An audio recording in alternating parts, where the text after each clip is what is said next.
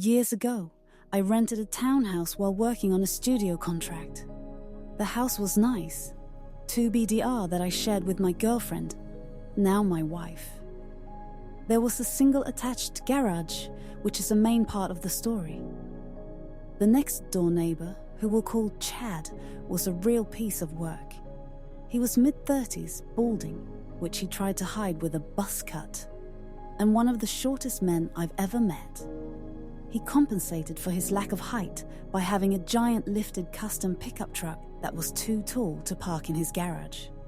His other pride and joy was a heavily modified Honda Civic, which he liked to rev the engine loudly most days. Chad had 4 friends who he would sit with at the end of his driveway and drink beer all day, leaving empty beer cans everywhere.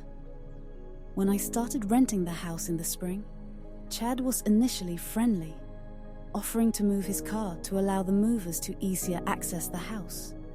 He parked in both spots, despite a visitor lot right across the street. After the movers left, Chad mentioned that the previous tenants let him use their garage for his car in the winter, as his was full of exercise equipment and the sweet motorcycle he was building. I told him that the landlord hadn't given me the key or the access code yet, and the only way I could open the garage was from the inside. Chad mentioned that neither his keys nor the code he had worked anymore either. A bit later, when I was talking to the landlord and mentioned Chad and the garage, he told me to never share the code, the keys, or the garage itself with Chad. The previous tenants had been robbed just after Christmas, the reason why they moved away. And the landlord suspected that Chad and his friends had been the ones responsible. Despite there being no evidence, the landlord changed the locks and access code as part of cleaning up the house for a next tenant. A month or so later, I learned from another neighbor that Chad's dad had been a local cop and died when Chad was a teenager, and the police gave him a pass on disturbance calls and the like, something he took advantage of.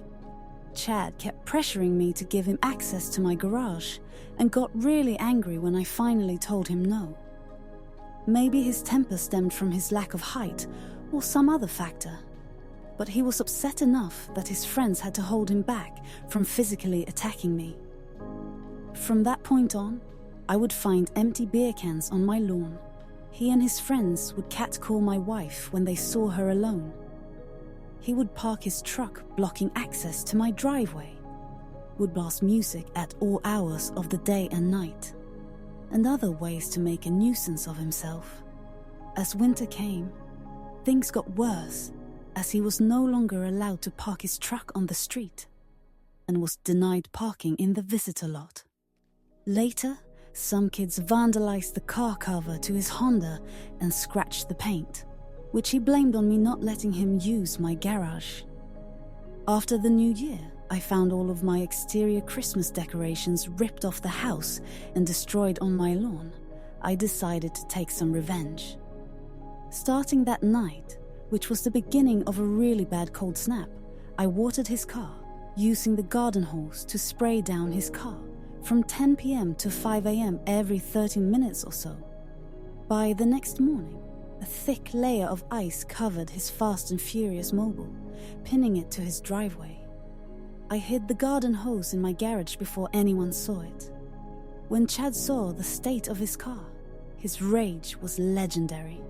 He screamed, yelled, and woke up the entire neighborhood with his antics. The police and fire department came, did nothing, and left. Chad's friends tried to use various power tools to free his car, and one of them actually cut into one of the tires and fender using a sawzall. About a week later, the ice had thinned enough that the car popped free. Chad broke the windshield trying to remove large chunks of ice. That spring, my work contract ended and I moved away, free of Chad. I decided to share this story as I'm still good friends with my previous landlord, and he told me that Chad and his friends are now in jail after they got caught robbing a convenience store just after the recent holidays.